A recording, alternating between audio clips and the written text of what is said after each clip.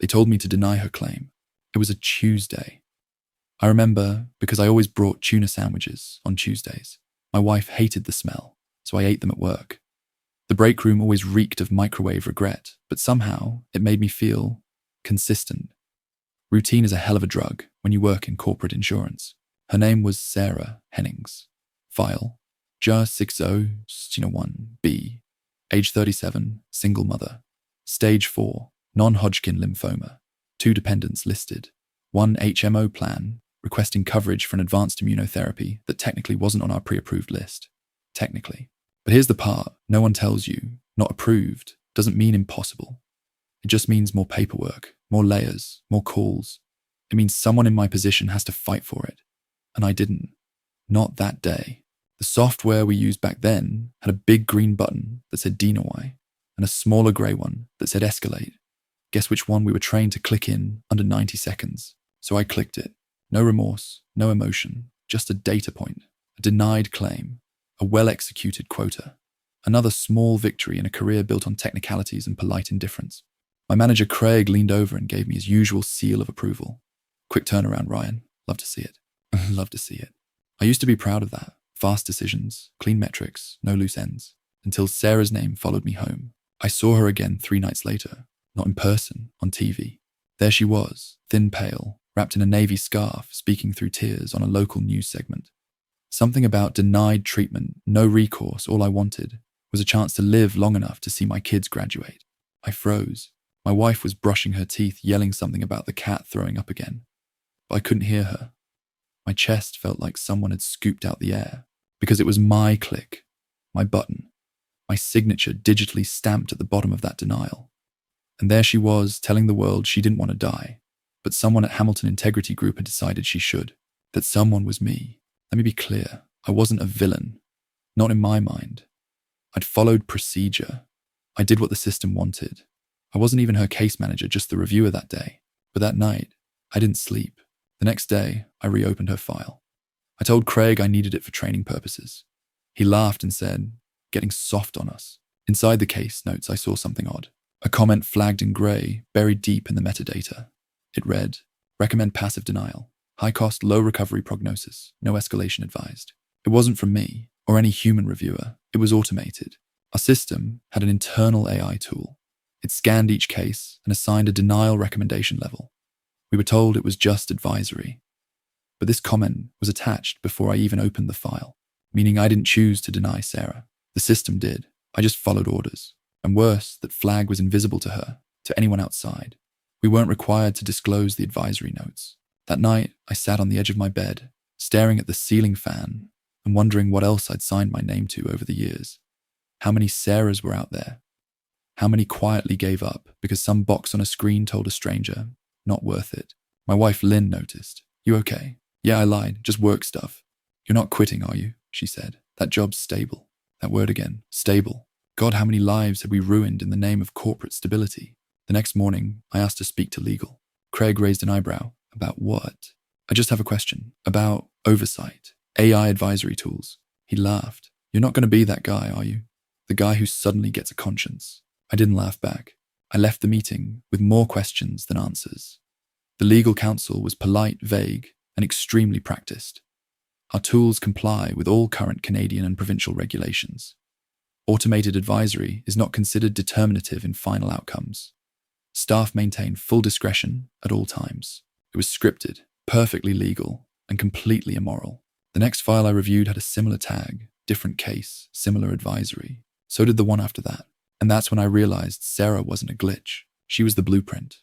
Later that week, I found her phone number. It wasn't hard, she'd gone public after all. My heart thudded like it hadn't in years when I tapped call. She answered. Her voice was soft, tired. "Hi, is this Sarah Hennings?" I said. "My name is Ryan. I work at Hamilton. I was the one who reviewed your claim." Silence. Then okay. "I just want you to know I'm sorry." Another pause. "I don't need sorry," she whispered. "I need chemo." Click. That phone call with Sarah Hennings stayed in my head like a bad song on loop. I'd replay her voice, her pause, her final words. I need chemo, not closure, not an apology, treatment. And I'd denied it. By Friday, I'd stopped microwaving my tuna sandwiches. My cube at Hamilton Integrity Group overlooked the staff parking lot. It was the kind of view that made you feel both safe and trapped at once.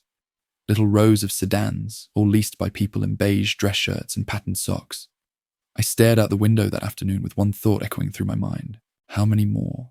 So I started checking, quietly. The claims system had a back-end function we were technically allowed to access for training performance review and internal audits. That last one was my excuse. I searched for cases flagged with recommend passive denial, sorted by region diagnosis and claim value. And it was like opening Pandora's inbox. There were hundreds. Cancer, degenerative disorders, pediatric surgeries, anything with high cost and unpredictable outcomes. And each one carried the same quiet death sentence. No escalation, advised. It wasn't random. It was policy. Worse, it was profitable. I started connecting dots. Claims denied within 72 hours, most were flagged. Claims over $40,000, nearly all flagged. Claims with less than a 60% projected success rate, flagged and buried. A few of the names had made the news, tiny local stories about people crowdfunding for treatments after corporate denial.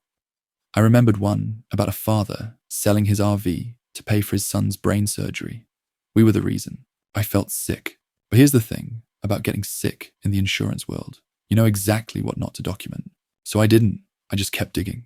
Then I found case 5198W, different city, same advisory tag. But this time the reviewer had clicked escalate. That was rare. I opened the notes. Escalation overrode recommendation. Manager approval requested. Denied at supervisor level. That was Craig. He overruled the escalation, manually, meaning even when someone tried to help, we stopped it. Something broke in me that day. I stopped going out for lunch. I didn't laugh at the insurance memes on Slack anymore. I stopped pretending that shaving percentages off human lives was just part of the game. Instead, I started saving things, screenshots, printouts, an encrypted USB drive tucked behind a false book spine on my office shelf, a copy of Sarah's file, case 5198W, denial recommendations, escalation logs. I didn't know what I'd do with it, but I knew I could not have it. That weekend, I couldn't look Lynn in the eyes. She was folding laundry and humming some soft country song, the kind that sounds happy until you listen to the lyrics. Something about leaving someone behind. Do you think we're good people? I asked suddenly. She looked up, like, as a couple. No, just in general. She smiled. We pay our bills. We recycle. You work. I work. That counts, right? I nodded, but inside, I felt like I was recycling guilt more than anything else. Monday, I tried to casually ask Gareth, our junior tech guy, about how the advisory system worked.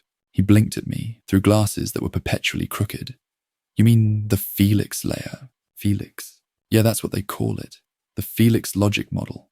It runs predictive denial scoring using past outcomes and financial weighting. Machine learning stuff. I paused. Is that public? He snorted. Dude, even half the dev team doesn't know how it works. It's a black box. They trained it on like a decade of claim data. Who trained it? Head office. Some think tank they subcontracted years ago. Why? I smiled, just curious. I wasn't just curious. I was furious. We trained a machine to say no to dying people based not on what they needed, but on what saved us money. And then we buried it under legal jargon and system recommendations. I took the Felix advisory script home that night, and I stared at it until my eyes burned. That's when I realized I couldn't fix it alone. But there's a rule in insurance: you don't ask too many questions unless you want to be the answer. So I sent a message to our internal compliance email. Anonymous, using a VPN. I included 3 case IDs, the recommendation logs, and a subject line that read, automated denial bias, internal concern. I didn't sleep that night. The next morning, I checked my inbox. Nothing, but my access to archived files restricted. Craig showed up at my desk just after noon. Hey, can we chat? He gestured toward the little glass cube we jokingly called the room of regret. HR used it for terminations, or voluntary resignations, which usually came with a tissue box. I followed. Craig closed the door, smiled. I heard you've been a little curious lately. I swallowed. Totally fine, he continued, as long as we're all on the same page. You're a team player, right, Ryan? Of course. Good. Because some files are above your clearance now. Just procedure. New security tiers after that thing with the Quebec data leak. I nodded slowly. He smiled wider. That's the spirit. Then he stood, patted my back, and walked out like we were old friends. My laptop password changed that evening. My break room badge stopped working. Someone was watching. I walked out to my car that night and found a sticky note on the windshield. It was blank except for one thing. Stop digging. I stared at the note for a long time. Just 2 words in blocky black Sharpie: stop digging. No name, no logo, no flourish. Just a message. I looked around the staff parking lot, half-empty puddles shimmering under the yellow sodium lights, the smell of wet pavement clinging to the air. Everyone else had already gone home. No cameras pointed toward the lot. We all knew that.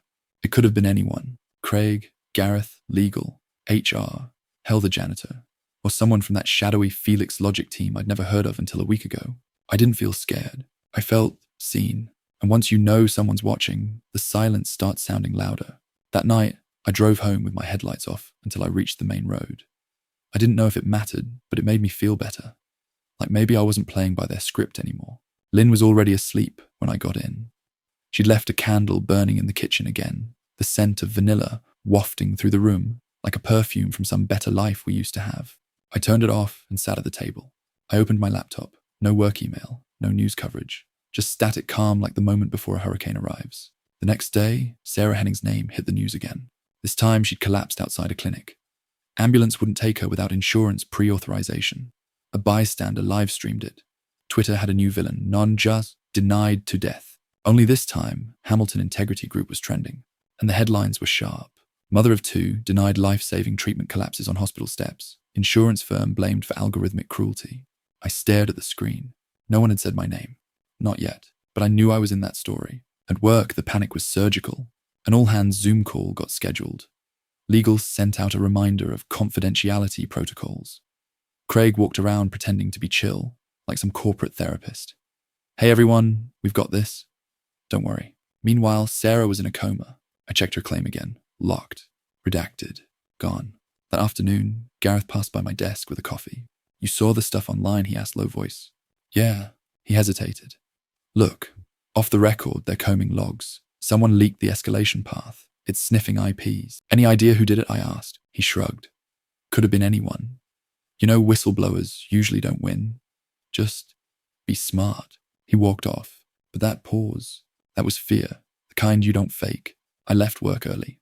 I didn't go home. I drove 2 hours east toward a tiny town I remembered from a claims conference years ago, Sundale. Middle of nowhere. Motels with peeling paint and cigarette machines that still worked. I checked into one, room 4, paid cash. Then I opened the USB drive. The files weren't enough. Not yet. I needed proof of intent, not just evidence the system made bad decisions, but that someone new designed it that way and covered it up. That's when I remembered a name, Jonathan McCrae. He used to work for Hamilton, data scientist. He'd given a presentation on automated loss mitigation back in 2015. I'd sat in the audience half asleep, doodling smiley faces in my notepad. I Googled him. He was living in Vancouver now, independent consultant, no recent clients, and he'd liked one of the tweets under Sarah's hashtag. I messaged him. Hi, Jonathan. You don't know me, but I work at Hamilton. I think I've uncovered something you helped build. No reply for 2 hours. Then, if this is about Felix, I won't talk over email. Meet me tomorrow, off record. You pick the place. I chose a greasy diner, halfway between Sundale and the edge of Ottawa. Old jukebox leather booths with cracked seams, the kind of place that smelled like syrup and regret. He showed up in a grey hoodie, sunglasses, and the kind of posture that said he hadn't trusted anyone since Cambridge. Ryan Whitmore, he said, shaking my hand, but barely looking me in the eye. I remember your name, claims division, right? Yeah. You still in? I shook my head, half out, probably more. He slid into the booth. Then let's not waste time.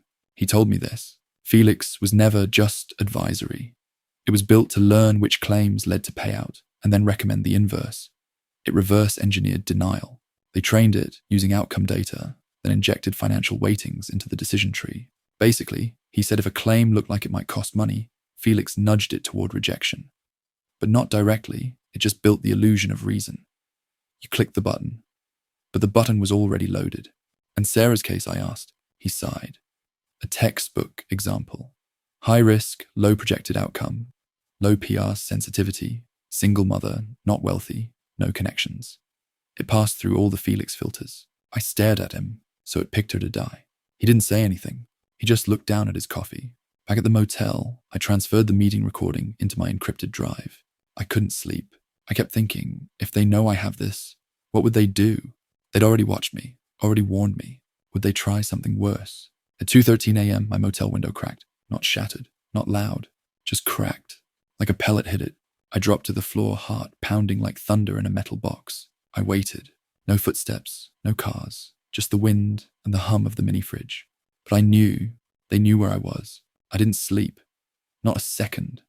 I watched the crack in the glass spread like a spider's leg across the motel window minute by minute. Maybe it was just a rock. Maybe it was nothing. Or maybe it was a whisper, a reminder that they could touch me whenever they wanted. At sunrise, I left, didn't check out, didn't even look back. I drove to a friend's place 2 towns over Will Dawson, an old college roommate who owed me one for not telling his wife about a bachelor party incident involving a mechanical bull and a bottle of peppermint schnapps. He let me crash on his couch. No questions asked. He offered me eggs. I said no. From Will's kitchen table, I got back to work. I scrubbed the recording of Jonathan McCrae, isolated the audio, backed it up to cloud storage, 3 different platforms, all under dummy emails. Then I made a burner, USB, just in case. I even printed transcripts, tucked them in a used Amazon box, and addressed it to a P.O. box I just rented under the name Eric Hallisey. Paranoia makes you creative and quiet. I didn't call Lynn, didn't check work messages. I logged into my employee portal only once to see if I was still employed. I was, but my security clearance was downgraded. I couldn't access any historical claim records. I couldn't view Felix logs. I couldn't even open my own performance reviews. In the system's eyes, I was no longer me. Later that day, Will handed me his spare phone. I called Monica Feldman, a lawyer I'd once shared an airport shuttle with during a claims convention in Vancouver. She was smart, relentless, and most importantly hated corporate insurance more than mosquitoes hate citronella. She answered on the 3rd ring. Ryan Whitmore. Haven't heard from you since we both got food poisoning in Edmonton. Still can't eat shellfish, I said. What's this about? I have something. Big, claims-level corruption, automated denial system, and proof. A pause. Then meet me tomorrow. No email, no attachments. I'll bring coffee. You bring the fire. We met in a booth at a suburban Tim Hortons, Canadian to the core. I wore a hoodie. She wore defiance. I handed her the drive. She plugged it into a secure laptop she carried in a weatherproof case like a bomb tech checking for wires. As she listened to Jonathan's voice, her eyes narrowed. When it ended, she leaned back and said one word. Damn. We spent the next hour going through the files. Case tags, advisory scripts, override patterns, internal memos, and the Felix framework. She explained what I had enough to blow a hole the size of Saskatchewan through Hamilton's legal firewall, but it would come at a price. They're going to come after you, she said. They already have. Legally, I mean. You signed NDAs, confidentiality clauses. They'll spin this, call you a disgruntled employee, say you falsified data. You'll be radioactive. I nodded. She looked at me, genuinely soft for the first time. Are you sure, Ryan? I looked out the window. Somewhere out there, Sarah Hennings was still unconscious, and her kids were probably sitting in some white-walled waiting room, wondering why no one helped their mum. Yeah, I said, I'm sure. The next day, Monica filed a sealed complaint with the Canadian Office of the Superintendent of Financial Institutions, OSFI. She anonymized me in the filing, referred to me only as Subject 79. Within 48 hours, the Globe and Mail contacted her, then CBC, then Vice, and within 72 hours, Monica gave them the go-ahead to publish the leak, including excerpts from Jonathan's confession and screenshots of the denial recommendations. Headline, Whistleblower reveals, Algorithmic death panel inside major insurer. My name wasn't in it, but Craig's was, so was Jonathan's, and the name Felix became a trending topic for all the wrong reasons. Hamilton Integrity Group issued a statement. We take these allegations seriously. Felix is a supplemental recommendation engine, not a determinative system. We value our clients and remain committed to transparency. Classic.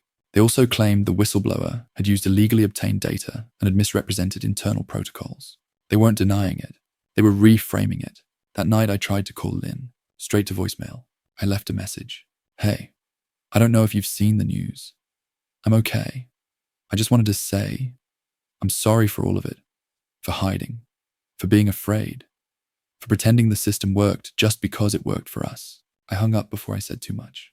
Or maybe too little. Then came the real storm. The email from Hamilton Legal. Cease and desist. Accusing me of breaching confidentiality, violating the Computer Fraud and Abuse Act, and material harm to corporate reputation. Monica read it and smirked. Good, that means they're scared. But can they win? Legally, maybe. Publicly, no. But Craig wasn't scared. He sent a message of his own. A voicemail, short, crisp. I know it was you, Ryan. I hope the spotlight keeps you warm at night. Then silence. The next week, they terminated my employment. Security escorted me out. I wasn't even allowed to clean up my desk. I left behind my mug, my stapler, my photo of Lynn and me on the Toronto pier. But I took my name. I took my spine. And somehow I didn't feel like the one being erased. That night, Monica called. Another family reached out. Their kid was denied epilepsy meds after Felix flagged the case. The mother says your leak helped her realize it wasn't her fault. She wants to talk. Privately, I nodded. That's how it begins. One case becomes a crack. Enough cracks. And the system can't hide the rot. The family Monica mentioned lived just outside Winnipeg. I didn't know what to expect walking up their front porch. Maybe a broken father, a tearful mother, a flickering porch light, and some symbolic dog barking in the distance. But it wasn't like that. It was worse. The house was quiet. Too quiet. The kind that speaks volumes. A woman answered the door. Late 30s, dark circles under her eyes like she hadn't slept since autumn. She wore an oversized hoodie and clutched a balled-up tissue like it was a grenade with the pin half pulled. Ryan, she asked. I nodded. Yeah, Monica said. She opened the door wider. Come in. The living room was neat but hollow. No TV on. No music, no laughter from another room. Just an old recliner, some dusty family photos, and a lamp with a dying bulb. Then I saw the IV stand in the hallway. Her son, Caleb, was 11. Severe epilepsy. Denied a new stabilizing medication because non-preferred treatment path not covered under standard provincial contract. That was the official language. The real reason, Felix tagged the request as low impact, low retention, meaning it wasn't cost effective for a kid who'd probably require lifelong care. When she filed the appeal, she never got a call back. Instead, she got a bill, then another, then silence. Caleb had a seizure last month so violent he bit through his tongue, all because someone like me clicked deny. She told her story like a confession, not angry, just tired. I thought I missed something, that I didn't fill out a form right or check a box. I even blamed his doctor. She looked up at me, eyes rimmed red. But it wasn't us, was it? I shook my head. No, it was never you. She nodded, like part of her already knew. But hearing it confirmed didn't ease the pain. It just sharpened it. I thought if I worked hard, paid my premiums, followed the rules, she trailed off, that we'd be okay. She didn't say the rest out loud, but I could hear it. We're not okay. That night, I sat in my borrowed car and cried for the first time since this all started. Not the dramatic kind, just a quiet, bitter leaking of everything I'd stuffed down since Sarah Hennings, since Craig, since I clicked deny like it was a signature on a pizza order.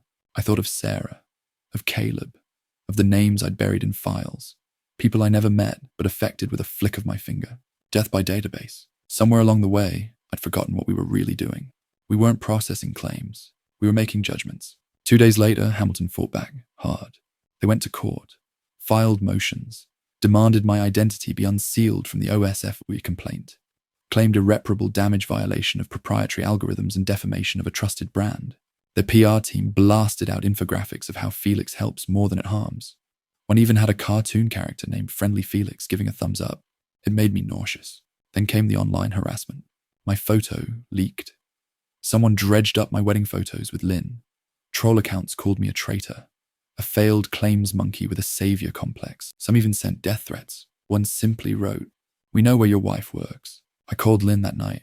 She didn't answer, so I left a message. "Please be careful. I'm sorry. Again. For all of it. You didn't sign up for this. But if anything happens, I swear." I couldn't finish. I hung up. And then I vomited into the motel sink. I knew what they were doing. Make it personal. Make it hurt. Push me until I became the story, not the system. But it didn't work, because the more noise they made, the more people paid attention. That week, Sarah Hennings woke up, and she asked to speak, on camera. She sat in a hospital bed, with a wool blanket pulled to her waist, pale but alive, and looked directly into the lens. I was never supposed to be approved, she said.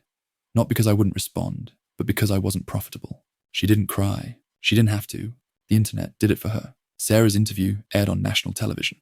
And suddenly people cared. Former employees started leaking more data. Nurses spoke up.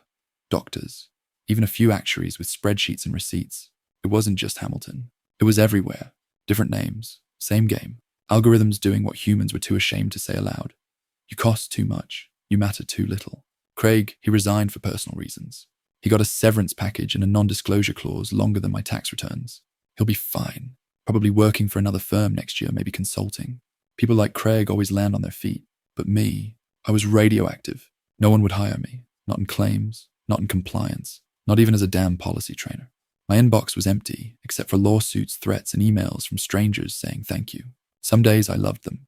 Other days I hated them for reminding me what it cost. One night Monica called. Media wants your face. CBC, Vice, even a podcast from Brooklyn called The Ethical Underwriter. I laughed weakly, catchy. They want to know who the whistleblower is. I thought about it. About Lynn, about my parents, my old friends, my name in Google, search for eternity. But mostly I thought of Caleb and Sarah and the woman who said, I thought we'd be okay. So I said, tell them it was me. When my face finally hit the news, it was surreal. The headline read, Meet Ryan Whitmore, the man who exposed Canada's insurance machine. They used a photo from a company retreat 4 years ago. Me in a polo shirt holding a beanbag, smiling like someone who still believed the system was a friend. I didn't look like a whistleblower. I looked like a guy who gets excited about weekend barbecues and folding chairs. The article was fair, sympathetic even. They quoted Sarah. They quoted Caleb's mother. They left out the death threats, the sticky notes. The motel windows cracked at 2 a.m. That's fine. Some truths are too quiet for print. The public response was overwhelming. My inbox filled with thousands of messages. Some were angry, calling me a traitor, a liar, a self-righteous clown who tanked a respected company. But most weren't. Most were heartbreaking. My dad died waiting for an appeal that never came. We sold our house to pay for a medication that should have been covered. I always thought it was my fault. Now I know it wasn't. Each message was a confession, a wound laid bare. People didn't just need someone to blame. They needed someone to believe them. The insurance companies responded exactly how you'd expect. Hamilton denied wrongdoing. Said my narrative was taken out of context, that algorithms are complex, and that claims decisions are made by trained professionals guided by a commitment to fairness. Sure, professionals like me, who clicked deny while eating tuna sandwiches. They tried to bury me in legal fees. Monica fought them tooth and nail. Every day she looked a little more tired, like someone who'd been through this war before. But she never blinked. Eventually, Hamilton dropped their main suit, claimed it wasn't worth the public distraction. Translation, they were losing in the court of public opinion. But it didn't matter, because the damage was done. Not to them, to me. Lynn served me papers a month later. Irreconcilable differences. She didn't include a letter, just a small envelope with a note in her handwriting that said, I never signed up to be hated by strangers. I didn't argue. How could I? I hadn't just exposed a system, I detonated our entire life together. I moved out of Ellis Creek quietly. No big farewell, no packed car of memories. Just me, a duffel bag, and a rusted Honda Civic with 217,000 kilometers and a faulty gas gauge. I drove east until I hit Nova Scotia, then kept driving until the roads stopped having names and the streetlights became optional. I found a cabin, tiny, dusty, quiet. I rented it under another name, Jack Cordell, just until the noise died down, just until I could hear myself think again. I spent my mornings walking along the cliffs, watching the waves hammer the rocks like a ritual. My afternoons were for coffee headlines and more emails from strangers with stories to tell. I didn't answer them all, but I read every single one, because I owed them that. One day, Monica sent a message. Felix officially suspended. Internal review ongoing. They're panicking. You should feel proud. I didn't. Not exactly. Because Sarah was still sick. Because Caleb still had seizures. Because Lynn still left. Because my parents still wouldn't talk to me. Because I couldn't walk into a bank without someone whispering, isn't that the guy? No one builds a statue for the whistleblower. They just forget him. Or worse, they turn him into a symbol and move on. But that's not why I did it. I didn't want attention. I wanted accountability. I wanted one person, just one, to stand in front of the mirror and say, we built this. We fed it. We let it run wild. Instead, they started using euphemisms, algorithmic optimization, risk-based outcome steering, claim streamlining logic. So neat, so clean, so corporate. But people were still dying in the spaces between those words. Then one morning, I got an envelope. No return address. Inside was a photo, printed on matte paper, a school auditorium. In the middle, a boy in a blue hoodie holding a certificate, Caleb. The caption handwritten on the back. He made it through the year without another major episode. Thank you for giving us a chance. I sat on the porch steps and cried until the fog rolled in. That night I wrote something. Not a book, not a speech. Just a single sentence in a notebook I kept under the floorboard. I didn't change the world, but I made it blink. It's not much, but it's enough. Because someone somewhere will think twice before clicking deny. And maybe that's where change begins. By the time winter crept into Nova Scotia, the news had moved on. Another scandal, Another leak, another whistleblower in another industry, insurance fraud in British Columbia, an AI misdiagnosing patients in Ohio, a stock market glitch that cost a hedge fund $20 million in 20 minutes. People's attention spans are like candles in the wind, flickering beautiful, easily blown out. Mine had already burned down to the wick, but the emails never stopped. Some were still angry, some grateful, some just wanted to tell their story to someone who wouldn't pretend to care while secretly checking their watch. I became that someone, by accident, by force, by choice. One morning my phone rang. Not the burner, not the backup. The real one, my old number. The one I'd turned off months ago. The one tied to my real name, my real life, my real mistakes. I answered on reflex. Ryan, it was Sarah. Her voice was stronger this time. Still quiet, still heavy, but no longer dipped in fear. I'm alive, she said, almost like a question. I know. They approved it. The second line treatment, after all this. Too late, I said, without thinking. She laughed once. Dry, yeah, but not for everyone. There was a pause. Then you didn't have to call me that day, you know. I know. And you didn't have to do all this. I didn't, I said, but I couldn't not. That stuck with me for days. I couldn't not. It wasn't about being a hero, or noble, or brave.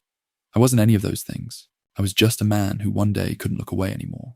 And once you see the machine for what it is, you either help it turn or throw a wrench in the gears. The wrench, as it turned out, was still spinning. Monica called again. This time it wasn't just about Hamilton. Another firm, Solence Mutual, based in Alberta, was exposed using a similar system. Different name.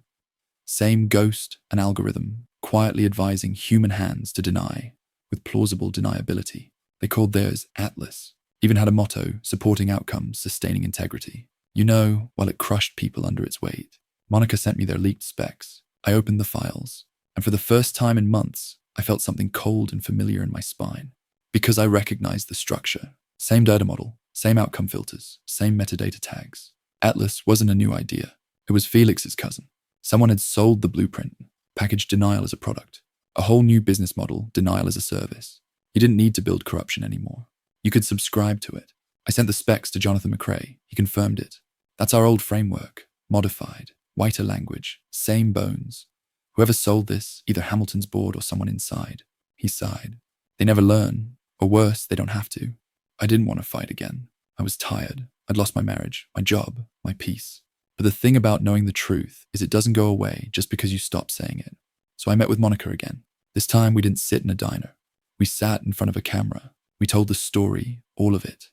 Not just Hamilton, but the culture that birthed Felix and now Atlas. The incentives, the metrics, the rewards for efficiency that masked cruelty behind spreadsheets and acronyms. The video went viral. Because of course it did. People love a sequel, especially when it's uglier than the first. The real shock, though, the email that came afterward. Subject line request for confidential meeting. From an address at the Ministry of Health. I met them in a building that looked like it hadn't been painted since the early 90s. 3 officials, 1 auditor, 1 cold pot of coffee. They didn't smile, didn't scold, just asked questions, listened, took notes. And then one of them leaned forward and said, "We're opening a commission, a national one, looking at automated health policy bias, AI-driven claims denial, insurance regulation overhaul." He looked tired but determined. "We need people like you, Mr. Whitmore. Not just loud people, people who know where the bodies are buried." I declined the formal role, told them I'd help, quietly, from the edges, because I wasn't a symbol. I wasn't a movement. I was just a guy who pressed a button once and never forgot what it cost. Months later, I moved inland, a new cabin, slightly better plumbing, same cheap coffee, same fog, same quiet. But something was different. I wasn't hiding anymore. I was available, like a lighthouse after a storm, not chasing ships, but standing still so someone else might steer clear of the rocks. Then came the email. Simple, no subject, no name, just 1 sentence. They approved my mom's meds this time. She said to say thank you. I smiled, closed the laptop, and watched the sky turn from slate to soft pink. Somewhere along the way, people stopped calling me a whistleblower, not because they forgot what I did, but because I wasn't the only one anymore. By spring, stories like mine had spilled out across North America. In Toronto, a pharmacist exposed rebate deals that encouraged insurers to deny generic drugs. In Seattle, a claims reviewer leaked training videos teaching staff how to rephrase denials to reduce appeals. In Winnipeg, a young intern published a thread breaking down how her company used zip code-based scoring to determine who was less likely to fight back. Spoiler: low-income families lost every time. It wasn't just me anymore. It was a chorus, quiet at first, then louder, then undeniable. A journalist named Clara Singh reached out to me from a podcast called Broken Systems. She wanted to do a deep dive series, 8 episodes. One for each part of your story, she said. I smiled. Told in my voice. No, she replied. Told in theirs.